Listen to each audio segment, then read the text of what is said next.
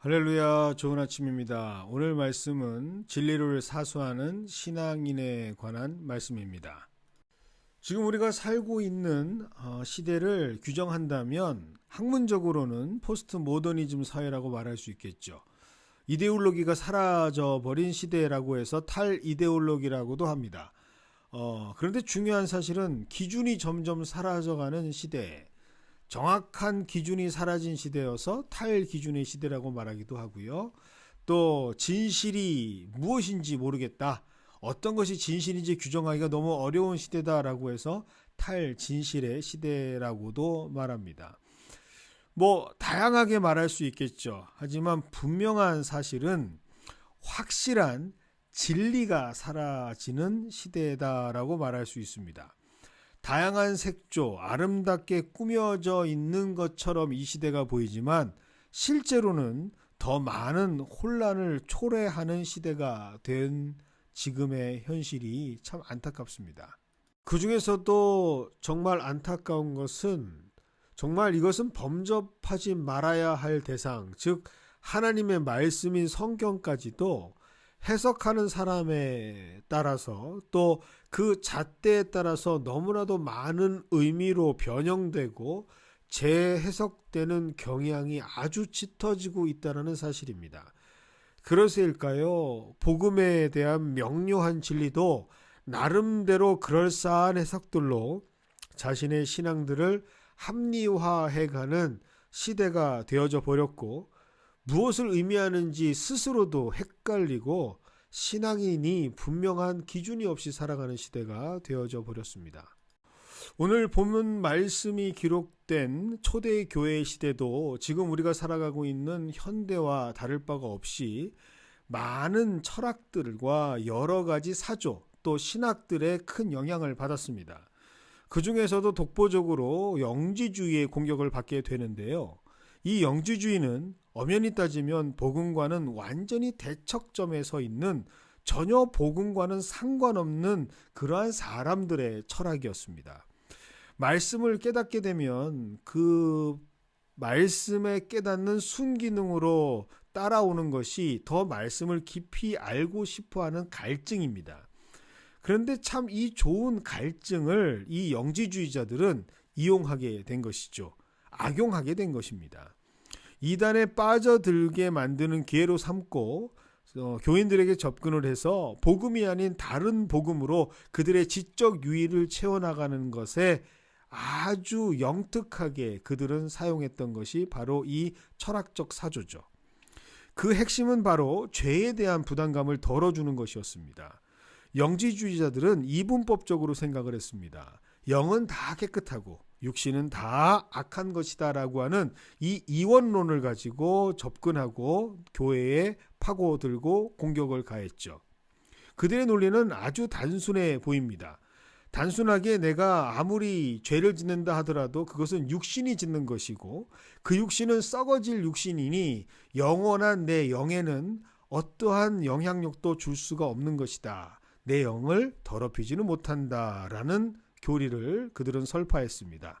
이 얼마나 귀에 쏙쏙 들어오는 참 듣기 좋은 교리입니까? 즉 죄를 지어도 그것은 내 영이 짓는 것이 아니라 썩어질 육신이 본능에 의해서 죄를 짓는 것이니 그것은 내가 구원받는 데 하등의 결과 어떠한 상관도 없는 것이 된다라는 것이죠. 이러한 논리는 나는 죄인이지만 여전히 구원을 받습니다 라고 하는 이 논리를 분명하게 서포트하는, 그러니 육신의 죄로 나의 영이 구원받는 데는 전혀 문제가 없다는 이상한 논리를 가능하게 만들었던 것이죠. 이러한 그들의 아전인수격 신앙관 형성은 신앙인이라 하면서도 여전히 향락을 추구하며 살아가는 이중적인 삶을 살아가는 사람들, 그러나 그 내면에는 여전히 죄를 지으면서 고통을 느끼고 이래서는 안 되는데 라고 하는 양심의 가책을 느끼던 자들에게 오히려 죄로부터의 해방감을 만끽할 수 있는 그들만의 합리성을 보장해주는 논리를 제공했습니다. 그래서 그들은 전혀 복음과는 상관없는 삶을 살게 되는 것이죠. 이에 하나님께서는 사도 요한을 통해서 진정한 복음을 전할 수밖에 없었고, 그것이 바로 오늘 본문의 말씀입니다. 성경은 늘 변함없이 우리에게 선포하고 계십니다. 예수를 믿는다는 것은 예수를 닮아 예수와 함께 사는 것이라고 분명하게 선포하고 계십니다. 즉 예수를 믿는다는 것은 하나님 앞에 죄인된 나는 죽고 나를 위해 사는 생명이 아니라 오히려 지금 내게 다시 생명을 주신 예수님께서 나를 대신하여 살아가는, 나를 완전히 주장하는 삶을 살아가는 것이 바로 예수를 따라 살아가는 것이죠. 이러한 삶을 살아가는 사람은 예수님께서 죄가 없는 깨끗하신 삶을 사신 것처럼 할 수만 있다면 죄로부터 멀어지기 위해서 자신이 성결해지고 정결해지는 삶을 추구하게 됩니다. 그래서 은혜 받은 사람들은 누가 시키지 않아도 이전에 죄에 속한 모든 것을 스스로 끊게 되는 것이죠. 그래서 이러한 삶의 주인공은 거룩함, 깨끗함, 성결함을 힘입어서 더 이상 죄에 빠져 사는 삶을 살려고 해도 살 수가 없는 사람이 되게 됩니다. 그의 삶에서 선하신 하나님께서, 예수님께서 주인 되어 주셔서 그의 삶을 주장하시기 때문이죠. 그리고 그런 삶은 바로 예수의 열매, 성령의 열매를 맺어가면서 하나님께서 기뻐하시는 삶을 살아가게 됩니다. 예수를 믿는 자가 예수를 닮게 되고 그것이 자연스럽게 변화되는 삶을 살아가면서 죄와는 전혀 상관없는 분리된 삶을 살아가게 되는 것, 그것이 바로 예수님과 연합하는 삶을 살아가게 된다는 사실입니다. 이것을 잘 기록한 것이 바로 요한일서 3장 6절의 말씀입니다. 그리스도 안에 머물러 있는 사람마다 죄를 짓지 않게 된다는 것이죠. 그러면 죄를 짓는 사람은 어떤 사람인가? 그는 예수님을 보지도 못한 사람이고 알지도 못한 사람이기에 죄를 짓게 되는 것이다 라고 성경은 말씀하고 있습니다. 그럼에도 불구하고 여전히 죄를 짓고 있다라고 한다면 그것은 그리스도 안에 연합되지 못한 증거를 보여주는 것이고, 이것이 바로 오늘 말씀 8절에 기록된 말씀입니다. 즉 죄를 짓는 것은 내가 그리스도와의 연함이 끊어진 상태에 있다라는 것이고 악한 영에게 영향을 받았다라는 의미가 됩니다. 하나님의 목적이 상실되고 악한 영들의 목적이 승리하는 것이 바로 죄를 짓는 행위이기 때문이죠. 아주 명료하고 간단한 진리입니다. 죄에 대한 모든 것은 아무리 교묘하게 합리화한다 하더라도 정당화될 수 없는 절대값인 사실이죠. 우리는 이 점을 잊어서는 안 됩니다. 예수님은 절대로 죄를 지어도 괜찮다라고 말씀하신 적이 없습니다. 죄인을 용서하신다라고 하는 말씀이 죄를 지어도 괜찮다라는 뜻으로 곡해되어서는 안 되는 이유가 바로 여기에 있습니다. 죄가 많은 곳에 은혜가 더한다라고 해서 더 큰 은혜를 받기 위해 더 큰 죄를 지을 수는 없는 것이죠. 더 큰 용서를 받기 위해서 더 큰 죄를 지었다라고 하는 것은 어불성설의 모습입니다. 하지만 안타깝게도 언제부턴가 우리는 이 죄에 대한 문제에 대해서 사도 요한 시대, 초대교회 시대처럼 당시의 영지주의자들처럼 나 자신을 합리화하는 목적으로 정당화하려는 모습이 우리에게 점점 확대되는 것을 느낍니다. 그럴 수밖에 없다. 그럴싸한 이유와 명분으로 내가 죄를 지은 것을 오히려 인정받으려 하고 이해받으려고 합니다. 스스로 죄인임을 자백하고 용서받는 거룩한 삶과 또 그러한 삶을 살아갈 수 있는 성화의 공동체인 교회는 점점 그 영향력을 잃어가고 또 그것이 필요 없다라고 하는 무용론까지 제시하면서 그 죄 자체를 용인받으려고 하는 알량한 그러한 나의 합리화하려고 하는 이기적인 모습이 우리에게 있다라는 것이죠.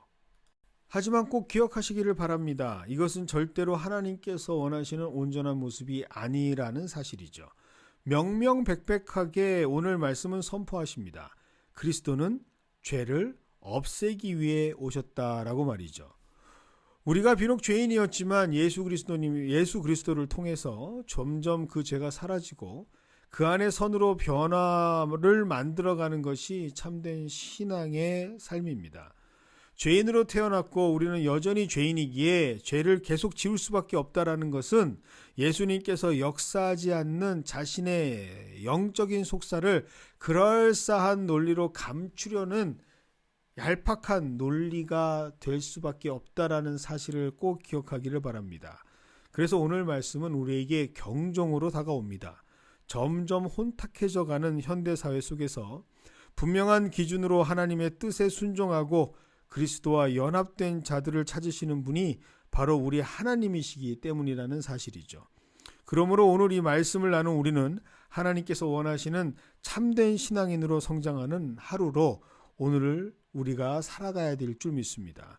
어떠한 일이 있어도 변하지 않는 진리의 수호자가 되어서 오늘 하루도 하나님과 동행하시는, 그리고 하나님과 함께하는 그러한 엠마오로 가는 두 제자처럼 훗날 하나님께서 우리에게 말씀하실 때 우리의 마음이 뜨겁지 아니하냐라고 느끼는 그러한 은혜가 충만한 하루가 되시기를 주님의 이름으로 축원드립니다.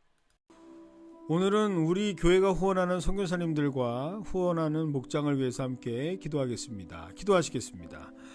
하나님 아버지 감사를 드립니다. 오늘도 이 아침 우리가 함께 연합하여 우리에게 맡겨주신 귀한 선교의 사역을 담당하는 선교사님들을 위해 기도하게 하시니 감사를 드립니다. 하나님, 그들의 선교의 모습은 각각의 모습으로 다르고 또 처해져 있는 환경이 다르고 모든 상황이 다르지만 하나님, 그들이 하나님의 진리를 붙잡고 구원을 요청하는 그러한 영혼을 구원하는 일에 최선을 다하는 하나님의 그 공통되어져 있는 목적을 잘 수행하실 수 있도록 주님께서 선교사님들 한 분 한 분 지켜주시옵소서.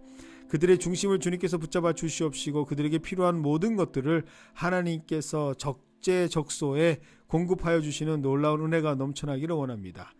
그리하여 이 일들을 감당하는 데 있어서 부족함이 없도록 주님께서 함께하여 주시옵시고 또 우리 교회 각 목장에게 맡겨주신 귀한 사역을 우리가 잘 감당할 수 있도록 우리 목장 하나하나 주님께서 붙들어 주시옵소서.